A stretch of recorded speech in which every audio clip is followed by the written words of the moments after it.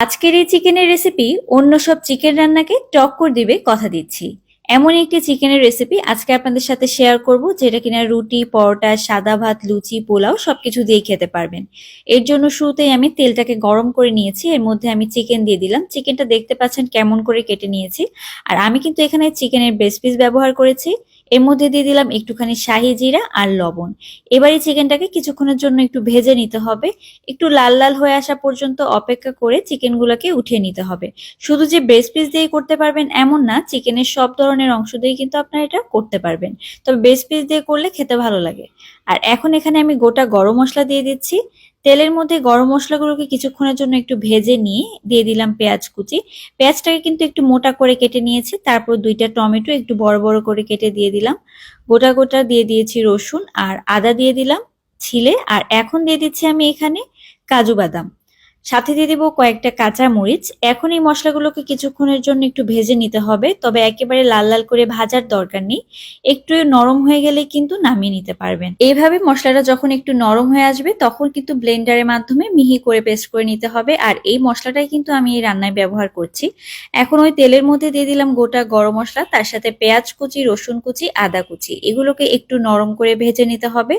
তারপর আমি যে ব্লেন্ডারে মশলাটা পেস্ট করে রেখেছিলাম সেই মশলাটা আমি এখানে দিয়ে দিচ্ছি।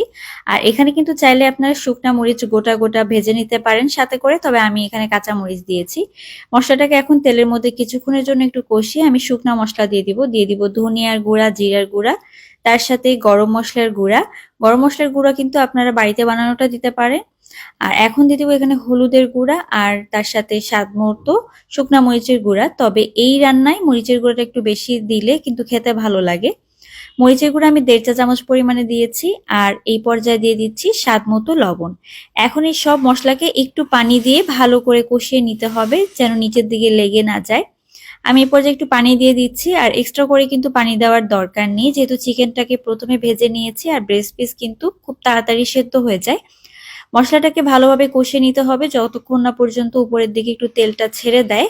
আর উপরের দিকে তেলটা ছেড়ে দিলে আমি এখানে ভেজে রাখা চিকেনের পিসগুলোকে দিয়ে দিচ্ছি।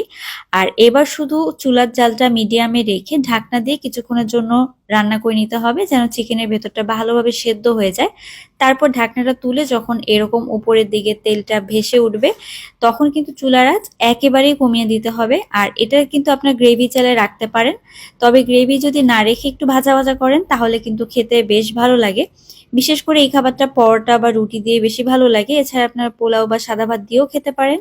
এখন দিয়ে দেবো এখানে আমি একটু চিনি, স্বাদটা ভালো আসার জন্য। চিনি দিলে কিন্তু অনেক ভালো একটা স্বাদ আসে। আর দেখতেই পাচ্ছেন আমি কিন্তু মশলাটাকে একটুখানি কমিয়ে নিয়েছি। ব্যাস তৈরি হয়ে গেল মোগলাই চিকেন মাখানি। আশা করি রেসিপিটি অনেক ভালো লেগেছে। আল্লাহ হাফেজ।